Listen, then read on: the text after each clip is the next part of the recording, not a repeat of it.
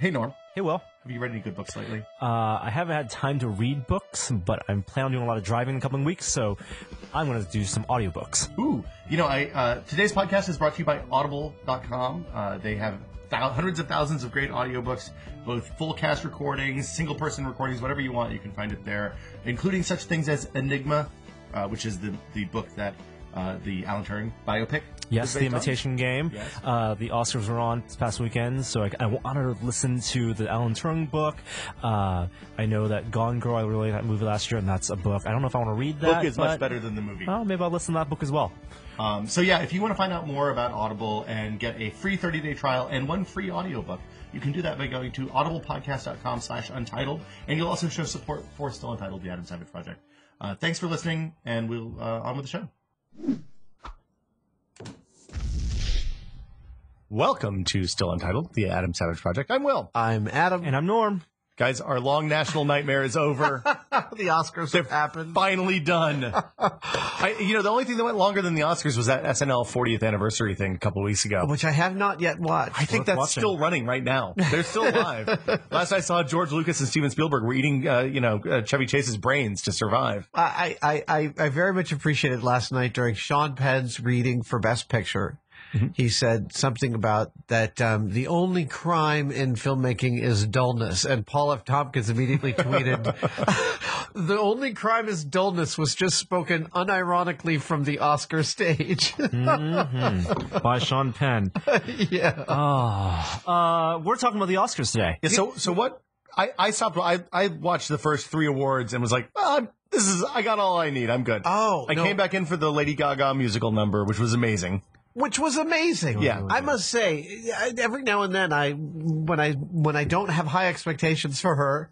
Oh, dude, you should always have high expectations for her. I find her manner so particularly weirdly off-putting. It's very mannerist. I don't think that's accidental. No, right? but I mean, it's like she's always in a play, and we're just everyone in the world is an audience. I think her someone life is a tweeted. play. Yeah, no, I get that. Yeah. And it's just it kind of freaks me out. Maybe that's the problem. It freaks me out a little bit. Well, but she lacks brand consistency. She 100% killed her Sound of Music musical number. That's. I mean, can you imagine how hard it is to sing Julie Andrews songs with Julie Andrews standing waiting in the wings? No, insanity, and she killed it.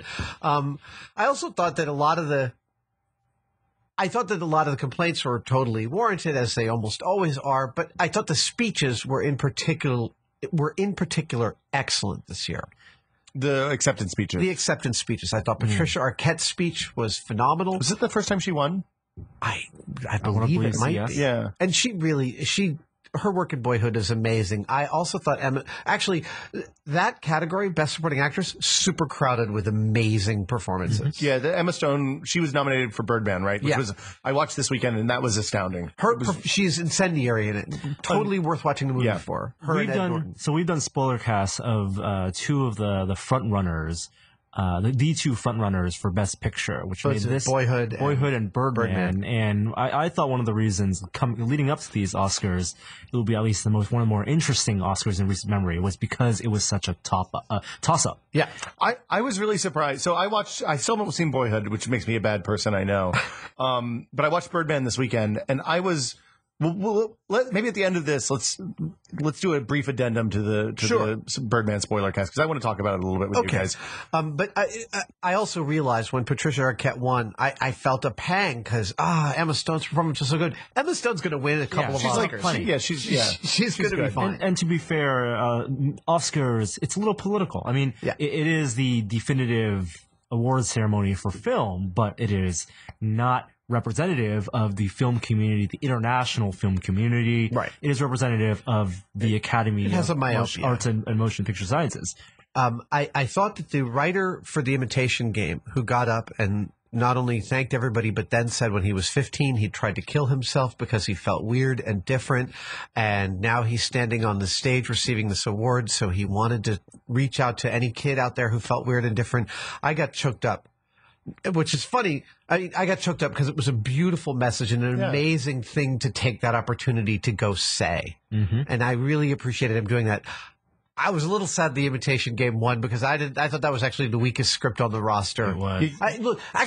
I'm disagreeing with myself. I don't think the script was weak. It just was fictional. It didn't have anything to do with Alan Turing. So we haven't done Imitation Game or Theory of Everything. Or Theory of Everything, and maybe those should be a combination. Yeah. Well, they're both two sides of a coin. They're both British biopics in the same way that the Academy loves, in the same way that King's Speech, for example, was, or Troubled Great Minds, like A Beautiful Mind. Yeah. But you're right. And we'll talk about this for future time. A little derivative. And I thought Eddie Redmayne did an amazing performance as Hawking. It's an incredible performance. It really, really. I loved both of those movies. Kind of balances out. What's that? Balances out Jupiter Ascending.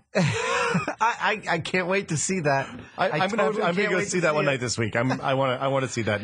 Maybe I should take my kids tonight. Just go. It's still playing, right? Barely. I think it's in IMAX still. Even. All right. Take your kids to see that.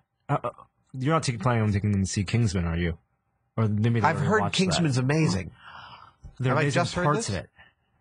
I just read this morning. There are parts of it that are amazing, and maybe that deserves a spoiler cast. All right. That is the kind of thing we would traditionally spoiler cast. Okay. So anyway, to go back to the Oscars, I will say we are a giant household of Neil Patrick Harris fans.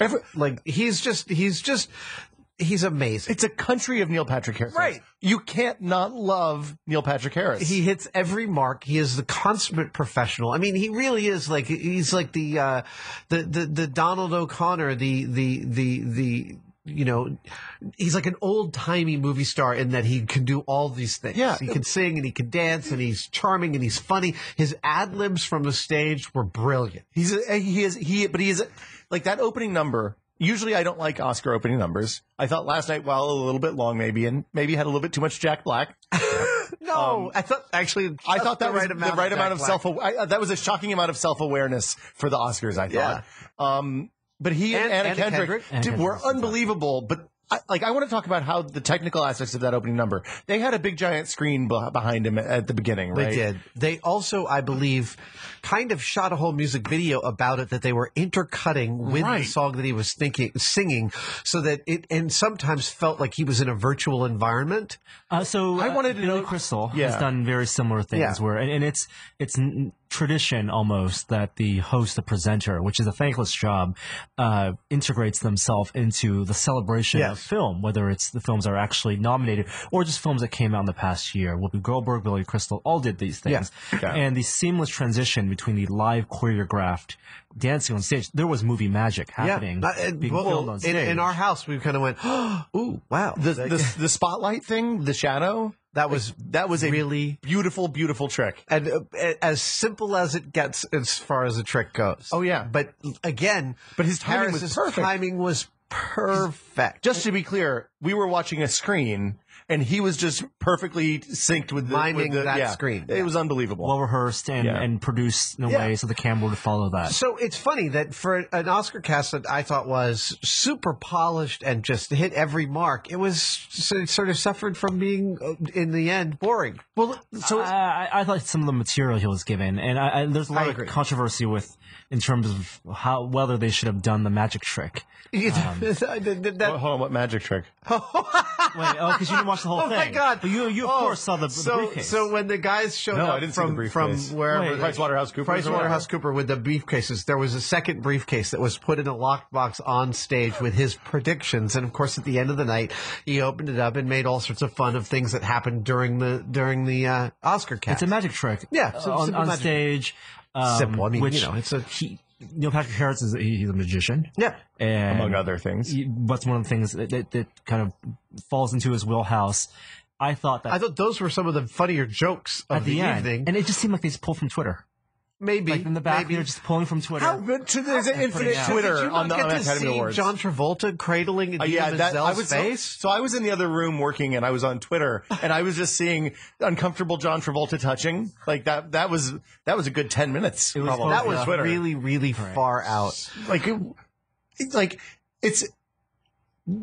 The The joke, it's not a joke, but the comment that the thing that kills men is heart disease and the thing that kills women is men. Yes, like that's a Louis C.K. Right.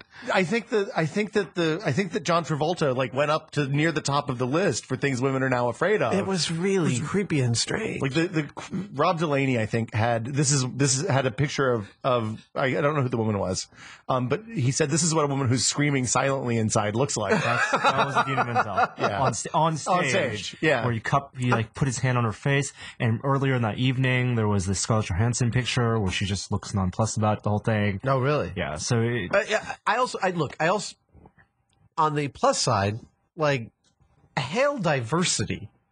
From the red carpet on down, there was people of color, women everywhere. It was wonderful. It was not the white men parade. I mean, obviously, the it's still the Oscars were Academy, sensitive Adam. to Yeah. that.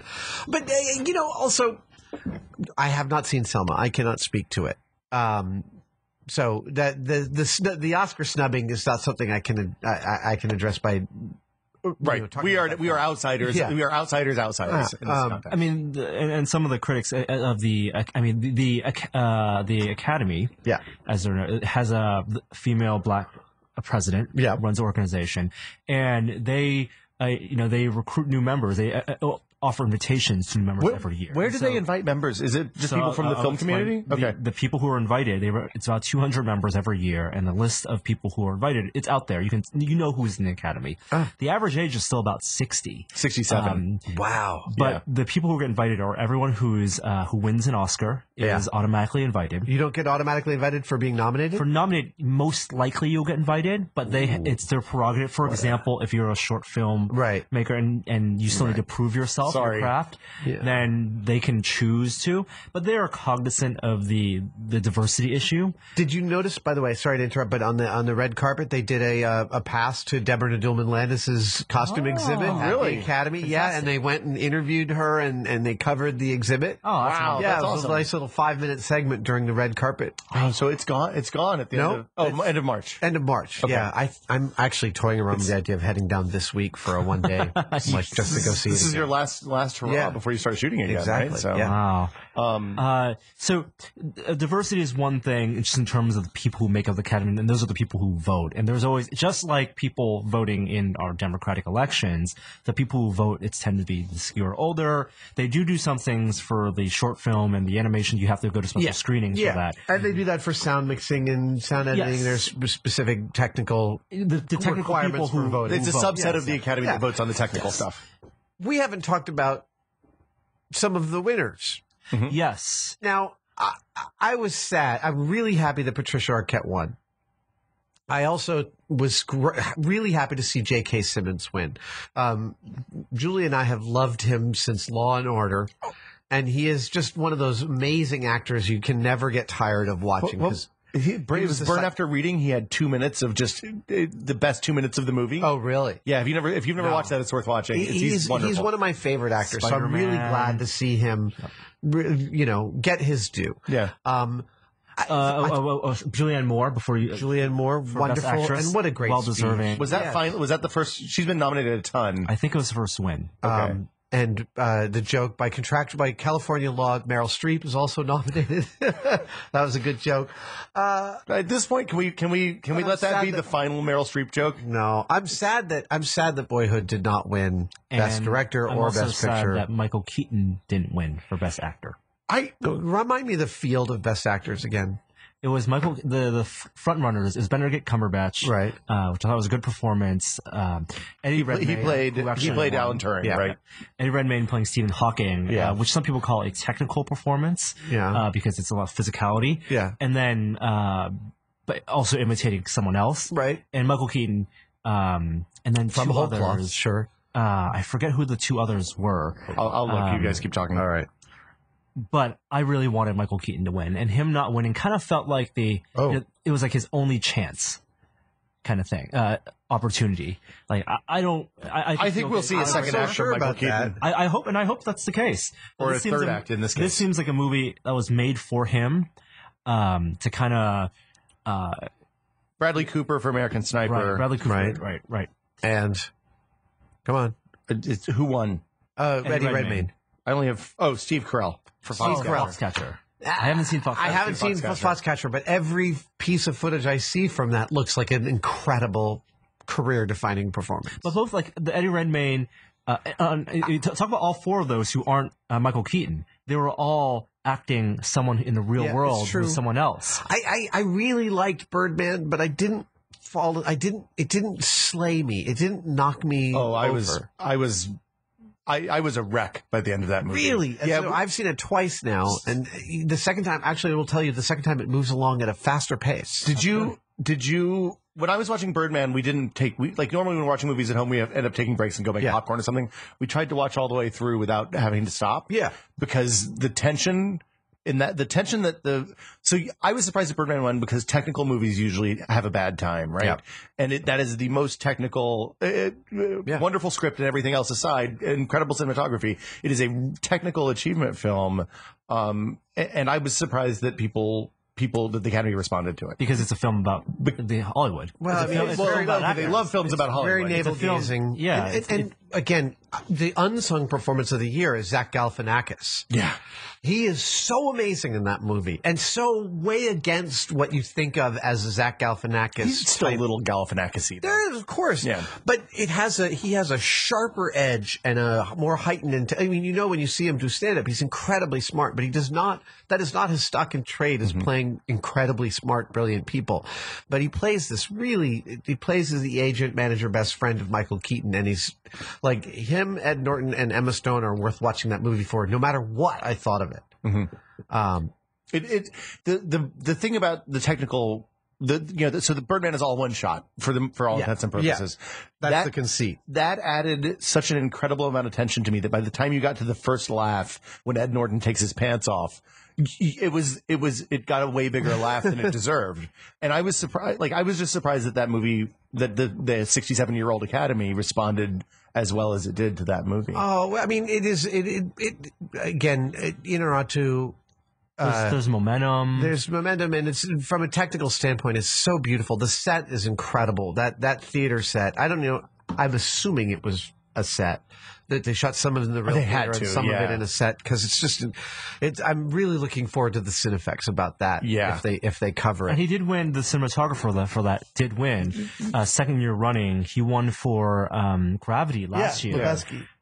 Which I think that was the most deserving. I totally agree. No contest. Totally agree. I just felt like I felt narratively the film did not leave me feeling like I watched a story as much as 2 hours of things happening. So that's my complaint with Inarritu for each of his 3 films that I've seen. I was talking to Annie Notko from the Chicago Sun-Times on Twitter about this after I watched it.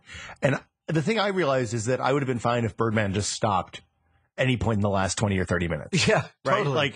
Like they could have cut it anytime after the Ed Norton Emma Stone scene on the roof, and you would have been like, "This is a fine movie. This is good. We're good." I'm sorry, not there.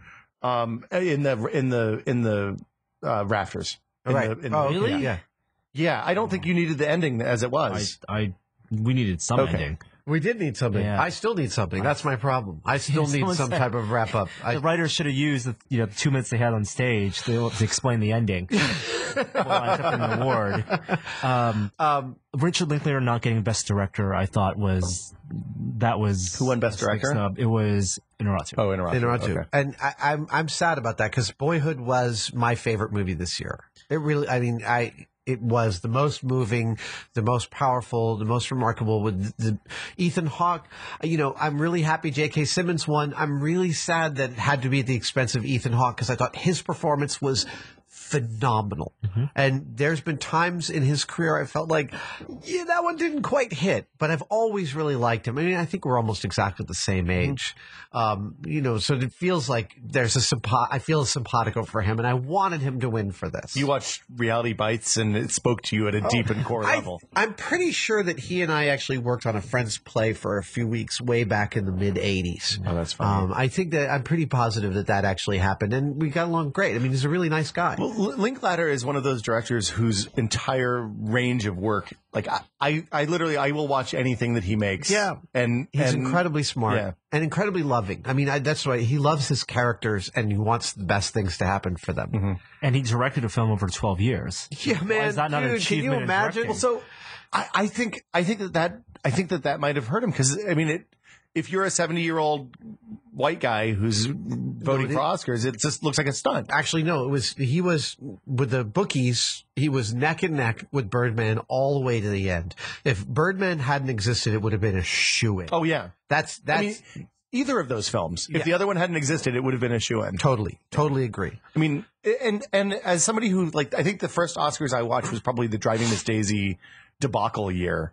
Because that was Driving Miss Daisy and then 3 good movies. Oh, Pulp Fiction. Was that the Pulp Fiction year? The year Pulp Fiction lost?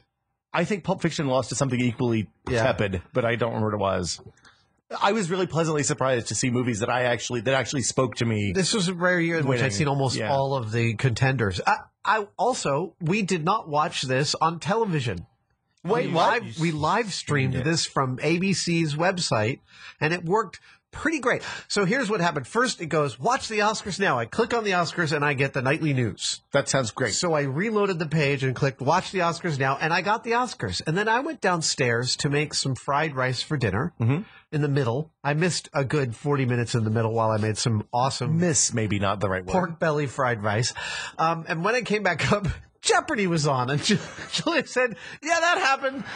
I don't know why. So I reloaded the page again and then got back to the Oscars. Experiments in cord cutting. Yes. But a very successful experiment, I felt. One of the things that's interesting to me about streaming stuff is that I find the bitrate is usually better than what Comcast is giving us. Shocking. Yeah. Weird. Like over the cable box. Wow. Like it depends on the channel. Yeah. But watching ESPN stuff on the ESPN app when it works, definitely better looking. Super stunning. So all in all, I liked the Oscars. I was sad at some of the winners. And, I mean, even for special effects category, all 5 of those movies should have won an Oscar for their special effects. What were the categories? It's Captain America Winter Soldier, Guardians of the Galaxy, Interstellar, which did win, Dawn of the Planet of the Apes, which I hope I haven't watched that. Caesar's performance in that, Andy Serkis combined with Weta, was an amazing performance. And then a 5th movie, I forget which, but they were all, I mean, it was 3 superhero movies. They were all fantastic movies, and they were all with some of the best special effects I'd ever seen. So special effects usually goes to novelty, right? The thing that pushes things forward and is the newest. Well, I think you're right. I think it tends to go that way. And to that end, I realized Interstellar was kind of the one that had to win in a field crowded with superhero space epics. What about... It had probably the best use of the practical combination of the practical and the special. Absolutely. Well, and they made Iceland look like another planet, and they made whatever the other, I can't remember what the other location was, but Gargantua, the beautiful, the black hole. I don't disagree with their choice. It seems like the right choice, but this was a rare year in which there were sometimes there's like a multiple choice. There's always a throwaway answer. Sometimes it feels like there's a lot of those. And this year, actually, it felt like I said, a crowded field of really good contenders for many of the categories. I mean, if you look at the work that they did with makeup and effect and the prosthetic arm on Winter Soldier alone, that's astounding. It was really, really good. That's legacy, man. Those guys are brilliant. Well, yeah. Of the 8 films nominated Legacy for Best Effects, Picture, by the way, the old Stan Winston Studios. Go ahead. Of the 8 films nominated for Best Picture, most of them actually independently produced and funded, not studio picks. I think Selma was a studio pick. When we were talking about Birdman, an indie movie, Boyhood, IFC, indie movie, and they're not. Some of those become mainstream movies. American Sniper was the big studio movie. Yeah. But it really is more of the independent film. Well, you don't need to spend $100 million. I think that delineation is going to get softer and softer, where you will have these companies that can spend the $200 million on the tentpole, but for the rest of the filmmaking world, it's a fundraising thing. And unfortunately, it's like politics. You've just got to go around and find people who want to fund your movie while hoping that they don't mess it up too much with whatever input they want for their money. Well, this is the thing. And I know a lot of filmmakers that it's like, this is the new reality. This is the thing that it was either David Lynch or the Pecker guy, John. Oh God, I can't remember his name. He's super famous. John Waters. John Waters, right? Said in an interview a few months ago, it's like, look, I can get a movie made for $2 million, or I can get a movie made for $10 million. In between, basically impossible to get funding for right now. No. So I mean that stuff's hard. What won Best Animated? Big Hero 6 won Best Animated against. There was a Studio Ghibli movie. How to Train Your Dragon was there. No Lego movie. Box Trolls was there. No Pixar movie this year either, right? Pixar movie and this no year. Lego movie. That was perhaps the biggest. I can see that. Really? I mean, well, the entire third act is not animated. Right. So would Mary Poppins win Best Animated? Probably not. That different distribution. I don't think you could look at the Lego movie and not say that's an animated feature. That is very clearly an animated feature. Fascinating. Yeah. And also, they were competing against stop motion films by doing crappy CGI stop motion animation, which kind of quite realize what they were looking at. And if I was a stop motion animator, I would be a little bit offended by that. I really enjoyed Big Hero 6. It's a terrific movie. I'm thinking about a Baymax costume. Oh, really? Wow. Oh, that would be good. Yeah. Yes. Especially, well, I have a secret that may make it even more awesome. But to come. Yes. Feast, the other Disney short won Best Animated Short. Is that from the Paperman? The same folks that made Paperman? Well, everyone at Disney works on either short. They work on both, and so it's a small team, it's they usually just like Pixar pet project. Was that the short that came before Big Hero 6? It is the short that came before Big Hero 6 about the dog. I didn't see it. No, I haven't seen it yet either. The Blu-ray for Big Hero 6 comes tomorrow, so I'm very excited. Anyway, I think it was a fair celebration of movies, and I think people, whether or not you like the Oscars as an institution, you can appreciate that after watching it, you want to watch more movies. It's totally true. I completely agree. It is always funny to me after they award Best Picture how quickly they shut that show down. Like the host goes, "Thanks everybody." How do you top it? No, of right? course. That's the show close. I got to be at Jimmy Kimmel, and then I got to go to parties. Elton John's party. Think of those hangovers this morning. Oh man, yeah, I was thinking about that. There's so much emotion that's got to go on throughout Los Angeles last night. Oh yeah, positive, negative, indifferent. Oh yeah, and the Kodak, shaded. The Kodak's on Sunset, right? You've got me there. I'm terrible about my geography. Okay. Yeah. Anyway, there. That's it. Was this Neil Patrick Harris's first year? Or was it? It was. Because Ellen did last year, I think now all he has to do is host the Grammys, and he's got his hosting version of the EGOT. Oh man. Well, he has a Tony. Yeah, and he's hosted the Tonys. Yeah. Sorry, what I mean is the EGOT is if you win a Tony, Grammy, Oscar, and Emmy. Yes. And a few people have done it. Rita Moreno. Whoopi Goldberg. But Neil has hosted the Tonys, hosted the Emmys, hosted the Oscars now, and I think the Grammys is the one he hasn't yet done. They know how to reach him. I think they should call him. I'd be happy if Neil hosted everything ever. I want him to come host Mythbusters. There you go. I tweeted that last night. I saw. We should. Yeah, I retweeted. I gave you a boost. Good. Yeah, I don't know if that. Probably won't happen, but. I mean, you could do a song and dance number. I totally could. Yeah. I could hold a tune. There we go. So I guess that'll do it for us this week. As always, if you like the show, post on iTunes, review us on iTunes, post on YouTube, all that stuff. We have a Build Week coming up soon, or the Brazil. Do we want to talk about that yet? Yes. We have some cool premium membership stuff. Check the site this week. This Friday, we'll have some cool stuff on the site. And if you haven't been checking that lately, we did a week of Lego builds last month with Patrick Norton. Norm and I built a ton of Lego, and we soldered this HypnoCube thing. It was some really horrible soldering. Awesome. We also did some sculpting with Frank. There's a bunch of good premium content on the site right now. You can find out about that at tested.com/membership. And we will see you guys next week. Bye, guys. Bye. Bye. Thanks for watching.